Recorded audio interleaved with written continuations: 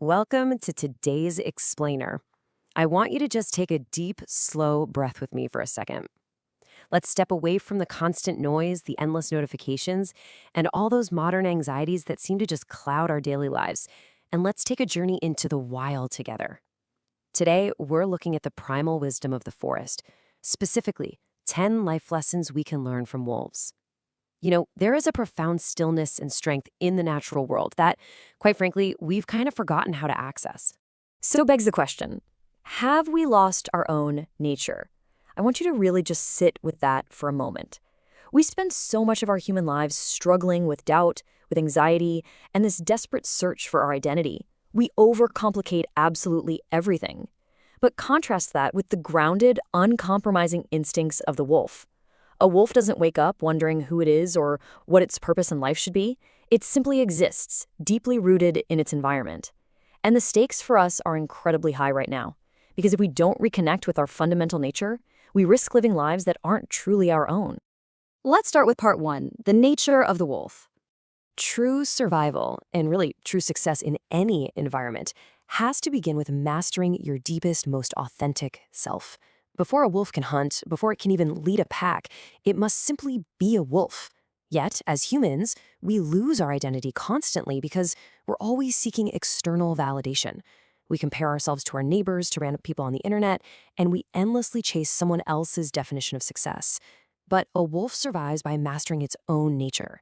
No matter how brutal the winter gets, a wolf never tries to become something it isn't. It doesn't look up at the sky and envy the eagle because it can fly. It doesn't resent the bear for its size. It pours absolutely all its energy into just being the best possible wolf. There's the saying I want you to think about. Respect yourself enough to become the fullest version of your own nature, not a copy of someone else's. Let the weight of that authenticity really sink in for a second. The greatest form of confidence isn't walking into a room and believing you're superior to everyone else. It's knowing exactly who you are and living in absolute alignment with your own values every single day. Moving on to part two, action and focus. Once you actually understand your nature, that understanding has to be paired with unwavering discipline. Knowing who you are is really only the beginning. How you move through the world, well, that's what keeps you alive. And here is a fundamental flaw we all share as humans: waiting for perfect conditions. We tell ourselves we'll start that business when we have a little more money in the bank, or we'll pursue that dream when our fear finally goes away. We spend years, literally years, just preparing to begin. But nature doesn't afford anyone that luxury. The wolf instinct is driven by necessity. A wolf doesn't look outside, see it's raining, and decide to wait for perfect weather to hunt. Hunger forces action. Action is what determines survival, not endless planning. Confidence doesn't come before action. It grows because of action.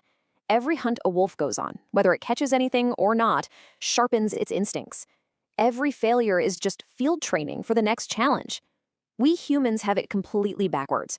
We think we need to feel confident to start something, when in reality, the very act of starting is what builds the confidence in the first place.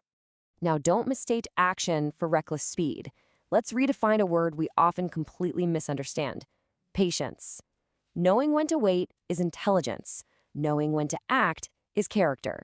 You see, a wolf can spend hours tracking prey without making a single sound or move. It observes. It calculates. Patience isn't a weakness, and it isn't hesitation. It is strategic discipline. But the moment that opportunity arrives, all hesitation vanishes, and it commits with absolute total focus. So, what do we take from this? First, you've got to stop asking if you are ready. You become ready by moving forward. Second, don't waste your energy chasing every trend or every fleeting opportunity like a distracted hunter. Focus your effort on what truly matters to you. And third, balance wisdom and courage. Life tends to reward those who develop both the patience to wait for the right moment and the bravery to strike when that time finally comes. Part 3, resilience and adaptation. The forest never stays the same, and neither does life. A grounded mind has to be prepared to face sudden, unforgiving adversity. Every scar becomes part of the wolf. Life out in the wild is brutally unforgiving, make no mistake. A wolf carries physical scars from failed hunts, from territorial battles, and from bitter winters. But you know what? It doesn't hide them. It doesn't view those scars as a decrease in its worth.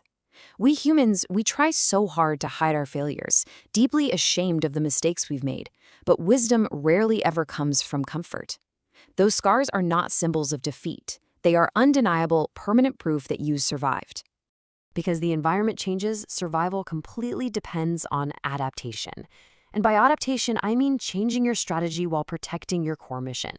Human beings waste just an enormous amount of energy wishing life were easier, or resisting change simply because it feels uncomfortable. But the strongest wolves, they adjust to the changing seasons, the scarce food, or the new predators without ever losing their fundamental purpose. Our exhausting human weakness is fearing criticism. We will sacrifice years of our lives staying quiet and playing small just to gain acceptance from people whose opinions really shouldn't dictate our path in the first place.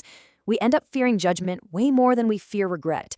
But a wolf doesn't stop hunting just because another wolf doubts its abilities. Its attention stays completely on survival, not on managing its public reputation. Let these timeless truths really sink in for a moment.